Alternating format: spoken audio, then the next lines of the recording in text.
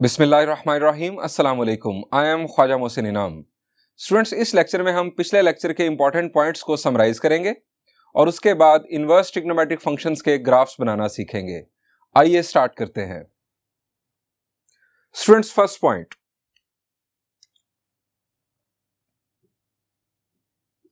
as sin square x can be written as sin x whole square। याद रखें, हम ऐसे लिख सकते हैं, लेकिन sin inverse of x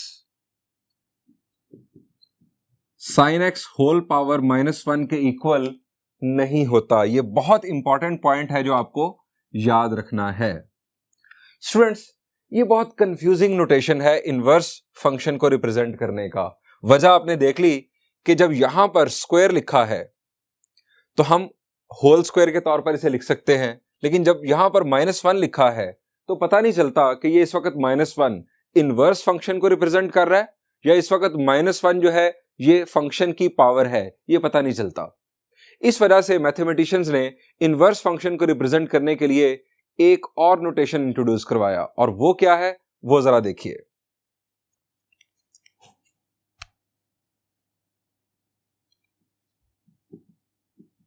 sign inverse can be written as arc sine. अब आप और ज्यादा परेशान हो रहे होंगे कि ये तो पहले से भी ज्यादा खतरनाक लग रहा है। स्टूडेंट्स, इसमें वो कंफ्यूजन नहीं है। अब अगर आपके पास, जैसे यहां पर तो मसला था ना कि -1 जब लिखा हुआ है तो पता नहीं कि ये इनवर्स को रिप्रेजेंट कर रहा है या पावर को रिप्रेजेंट कर रहा है। अब जब आर्क साइन लिख दिया गया तो क्लियरली इसका मतलब है ये वो फंक्शन है जो साइन फंक्शन के एक्शन को अंडू करेगा, यानी ये उसका इनवर्स फंक्शन है, आर्क साइन। इसी तरह अगर हम कहें कोसाइन इनवर्स तो उसे भी इसी पैटर्न पर आर्क कोसाइन लिखा जा सकता है। इसी तरह बाकी 4 ट्रिग्नोमेट्रिक फंक्शंस को भी शुरू में आर्क लिखकर इनवर्स ट्रिग्नोमेट्रिक फंक्शन के तौर पर लिखा जा सकता है। अब आपके दिमाग में ये आ रहा है कि ये जो वर्ड आर्क है ये कहां से आ गया, इसका क्या ताल्लुक है इनवर्स फंक्शन के साथ। तो स्टूडेंट्स, जरा रिकॉल करें, हमने आर्क कहां पर पढ़ा? हमने आर्क के बारे में पढ़ा किस चैप्टर में ट्रिग्नोमेट्री के? जी, हमने चैप्टर 9 में पढ़ा। चैप्टर 9 में हमने लेंथ ऑफ आर्क की बात की थी, आपको याद आ गया होगा। हमने वहां पर लेंथ ऑफ आर्क की बात की थी। जरा रिकॉल करते हैं आर्क को।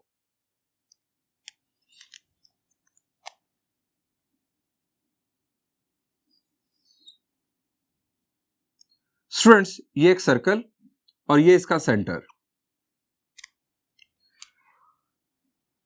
अगर हम सेंटर से 2 रेडियस इस तरह से ड्रॉ कर दें तो ये इस पॉइंट से इस पॉइंट तक हम इसे कहेंगे ये एक आर्क है। इनफैक्ट ये भी एक आर्क है। ये जो स्मॉलर आर्क है इसे हम कहते हैं माइनर आर्क, और ये जो बड़ी आर्क है हम इसे कहते हैं मेजर आर्क। यानी ये है हमारे पास आर्क, और हम लेंथ ऑफ आर्क को रिप्रेजेंट करते हैं एल से। दिस इज एल यानी length of arc, this is radius, और लेंथ ऑफ आर्क के अपोजिट यहां पर हमें मिलता है एंगल थीटा। अब मैं आपको बताने जा रहा हूं कि हम इनवर्स साइन या इनवर्स कोसाइन को आर्क साइन या आर्क कोसाइन क्यों लिख रहे हैं। स्टूडेंट्स, यहां पर हमने देखा कि लेंथ ऑफ आर्क उसको हम रिप्रेजेंट कर रहे हैं एल से, और एल के लिए आप फॉर्मूला जानते हैं क्या है? एक्सरसाइज 9.1 में हमने पढ़ा था जी, it is r into theta. अब अगर हम यहां पर आर की जगह पर 1 कंसीडर कर लें, आर को 1 पुट कर दें, यानी हम यूनिट सर्कल कंसीडर कर लें, तो क्या होगा? If R is equal to 1 then क्या होगा? L is equal to theta. यानी थीटा और लेंथ ऑफ आर्क ये इक्वल हो जाएंगे। और ये सारी की सारी स्टोरी आप जानते हैं, ये रेडियन मेजर में है। थीटा और लेंथ ऑफ आर्क ये रियल नंबर में रिप्रेजेंट हो रहे होंगे।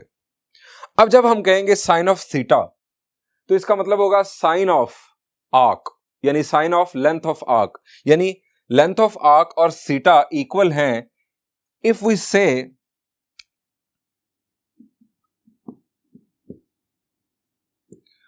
sin theta, it means sin of arc। Students अब बात ध्यान से समझिएगा, चूंकि L और थीटा, आर्क और थीटा आपस में बराबर है, सो साइन ऑफ थीटा और साइन ऑफ आर्क एक ही बात है। और जब हम वापसी की बात करेंगे, एक्शन अंडू करने की बात करेंगे, इनवर्स साइन की बात करेंगे, तो हम in fact theta angle find out कर रहे होंगे या length of arc find out कर रहे होंगे।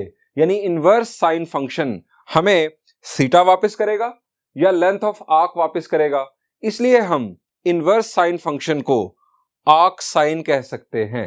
अगर इसी पर हम कोसाइन अप्लाई कर दें तो यहां पर होगा कोसाइन थीटा और यहां पर कोसाइन ऑफ आर्क, और जब हम वापस नंबर पर इनवर्स फंक्शन अप्लाई करेंगे तो हम बेसिकली क्या कर रहे होंगे, हम थीटा फाइंड आउट कर रहे होंगे या हम आर्क फाइंड आउट कर रहे होंगे, और उस आर्क को हम कहेंगे आर्क कोसाइन। इसी तरह से बाकी चारों ट्रिग्नोमेट्रिक फंक्शंस को भी आप यहां पर कंसीडर कर सकते हैं। स्टूडेंट, ये तो हो गया रीजन कि हम क्यों इनवर्स फंक्शन को आर्क साइन, आर्क कोसाइन कहते हैं। अब हम बढ़ते हैं अपने पिछले लेक्चर को थोड़ा समराइज करने की तरफ। हमने पिछले लेक्चर में सिंपल ट्रिग्नोमेट्रिक फंक्शंस की डोमेन रेंज, उसके बाद उनसे बनने वाले प्रिंसिपल ट्रिग्नोमेट्रिक फंक्शंस की डोमेन रेंज, और then inverse trigonometric functions define किए और उनकी डोमेन और रेंज की बात की। आइए इन सारी बातों को थोड़ा रिकॉल कर लेते हैं। स्टूडेंट्स, सबसे पहले बात करते हैं सिंपल साइन फंक्शन की। ये simple sine function y is equal to sine x, और ये इसकी डोमेन और रेंज। हमने लास्ट लेक्चर में डिस्कस किया कि simple trigonometric functions many to one functions हैं due to their periodic behaviour. Many to one functions का इनवर्स फंक्शन पॉसिबल नहीं होता, क्योंकि जब हम बात करते हैं वापसी की तो मैनी टू वन के लिए वापसी बनती है वन टू मैनी। अब वन टू मैनी बुनियादी तौर पर फंक्शन नहीं होता।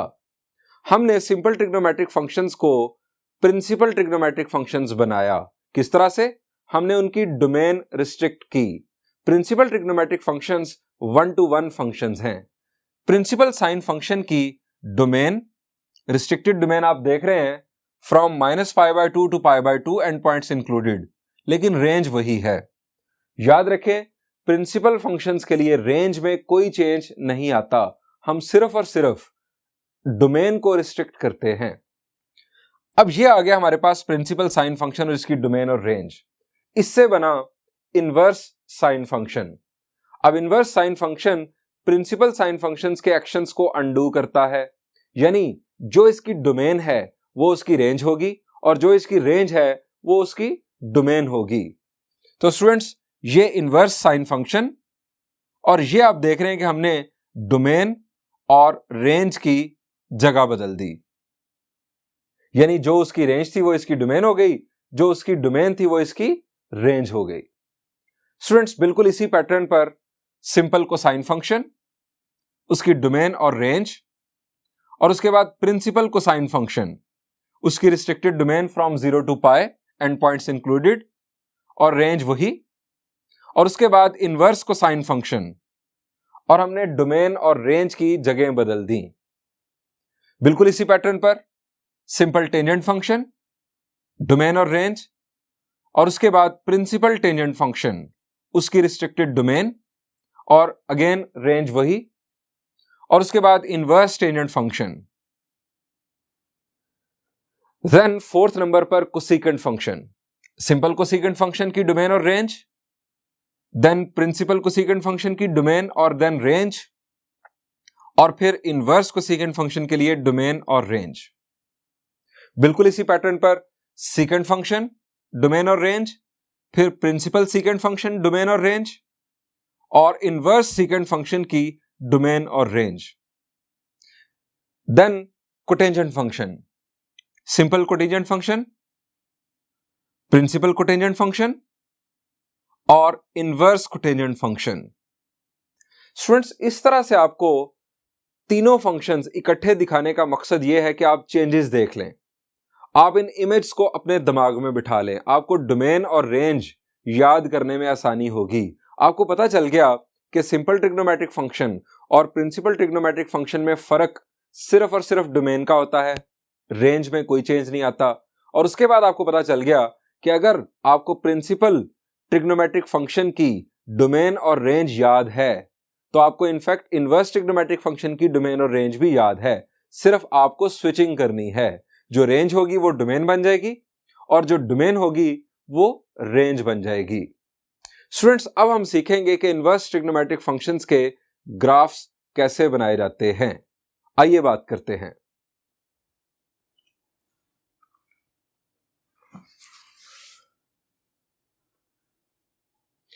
स्टूडेंट्स, अगर आपको इनवर्स ट्रिग्नोमेट्रिक फंक्शंस के ग्राफ्स सीखने हैं तो पहले आपको सिंपल ट्रिग्नोमेट्रिक फंक्शंस के ग्राफ्स आने चाहिए, और ये मैंने आपके साथ डिस्कस किए थे एक्सरसाइज 11.2 लेक्चर नंबर 6 से ऑनवर्ड। लेक्चर नंबर 6 में मैंने आपको सिंपल साइन फंक्शन का ग्राफ बनाना सिखाया था। वहां पर हमने बात की थी कि अगर आपको किसी ट्रिग्नोमेट्रिक फंक्शन का ग्राफ बनाना है तो आपको उसकी डोमेन, उसकी रेंज और उसका पीरियड मालूम होना चाहिए। उसके बाद आप बनाएंगे टेबल, देन आप चूज करेंगे स्केल, और फिर उस स्केल के अकॉर्डिंग आप ग्राफ पेपर के ऊपर उसका ग्राफ प्लॉट करेंगे। स्टूडेंट्स, यहां पर भी उसी किस्म का पैटर्न हम अडॉप्ट करेंगे। सबसे पहले ये इनवर्स साइन फंक्शन की डोमेन, देन इसकी रेंज। यहां पर पीरियड की बात नहीं होगी क्योंकि इनवर्स ट्रिग्नोमेट्रिक फंक्शंस पीरियोडिक नहीं होते। स्टूडेंट्स, डोमेन और रेंज के बाद हमें जरूरत है टेबल की। अब मैं आपको रिकॉल करवाऊंगा कि वहां पर हमने टेबल कैसे बनाया। स्टूडेंट्स, वहां पर आपको ऐसे बेहतर है कि आप वो लेक्चर पहले देख लें, 11.2 एक्सरसाइज लेक्चर नंबर 6। वहां पर मैंने आपको बताया कि कैलकुलेटर की मदद से टेबल कैसे बनाया जाता है। आप मोड, जो कैलकुलेटर मोड है, मोड बटन प्रेस करते हैं और टेबल मोड में आप चले जाते हैं। टेबल मोड में जब आप जाते हैं तो कैलकुलेटर आपसे पूछता है फंक्शन। फंक्शन में वहां आपने लिखा था साइन एक्स। साइन एक्स लिखने के बाद वो आपसे पूछता है कि आपको ग्राफ कहां से स्टार्ट करना है। आपने वहां पर बताया था फर्ज करें 0 डिग्रीज, और फिर जब आप इक्वल प्रेस करते हैं तो आपसे पूछता है एंड कहां करना है ग्राफ। आपने वहां पर बताया 360 डिग्रीज, और फिर आपसे पूछता है स्टेप साइज क्या होना चाहिए इनपुट्स का। आपने वहां पर बताया 30 डिग्रीज, 0, 30, 60, 90 एंड सो ऑन। ये आपकी इनपुट वैल्यूज। जैसे ही आप स्टेप साइज बताने के बाद इक्वल प्रेस करते हैं तो आपके सामने आ जाता है कंप्लीट टेबल। स्टूडेंट्स, उस टेबल के अकॉर्डिंग आपने वहां पर ग्राफ बनाया था। यहां पर आपको अब मैं जो ट्रिक बताने जा रहा हूं वो बड़ा सिंपल है। यहां पर हमारे पास फंक्शन है साइन इनवर्स एक्स। आपने कैलकुलेटर में जो फंक्शन है साइन इनवर्स एक्स पुट नहीं करना। इनवर्स साइन का ग्राफ बनाना है और फंक्शन के तौर पर साइन इनवर्स एक्स को पुट नहीं करना। अब आप पूछेंगे क्यों?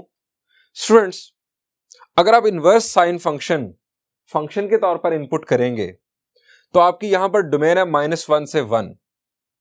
अब -1 से 1 स्टार्ट वैल्यू आपकी -1, एंड वैल्यू 1, और जो स्टेप साइज है वो फर्ज करें कि आप 0.25 या 0.2 या 0.4 या 0.5 चूज कर लेते हैं, कुछ भी। उन इनपुट वैल्यूज के अगेंस्ट जो आपके पास जो एंगल्स आएंगे वो स्टैंडर्ड एंगल्स नहीं होंगे। स्टैंडर्ड एंगल से मुराद 0, 30, 60 या 45 भी हो सकता था, 90 एंड सो ऑन, इस तरह के एंगल्स नहीं होंगे। अगर आप स्टेप साइज सपोज करें आप 0.25 रखते हैं तो -1 के बाद आ जाएगा -0.75। -0.75 के अगेंस्ट जो आपके पास एंगल आएगा वो कोई स्टैंडर्ड एंगल नहीं होगा, जो आपको एक्सिस के ऊपर लोकेट करना मुश्किल होगा। सो इसका तरीकेकार क्या है, इनवर्स ट्रिग्नोमेट्रिक फंक्शंस के ग्राफ्स कैसे बनेंगे? स्टूडेंट्स, इसके लिए बड़ा सिंपल तरीकेकार आप फॉलो करें।